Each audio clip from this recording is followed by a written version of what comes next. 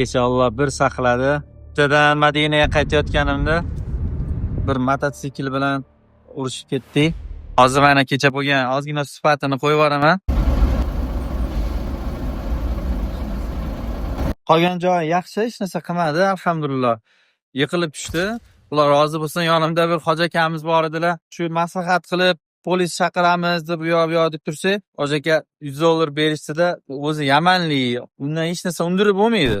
Bu Dubay nomer bo'lganligi uchun qanaqa sug'urta boshqa to'lanmaydi, menga foydasi yo'q-da. $100 berishdi, jo'natib yuborishdi. Yo'q, kerak emas.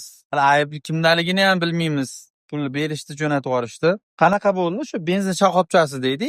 Men ketyapman, u ham bu yoqdan yurib keldi, surilib ketdi. Men ko'rmay qolman. Meni to'xtaydi deb o'ylaganimni hayronman. Asosan shikast mana bu joyga yetdi, mana ko'chgan. Keyin mana ozgina qiyshayib qoldi. Mana bu joydan ko'chib qoldi-da mana. Mana shu oxirgacha emas, mana shugacha ko'chib qoldi.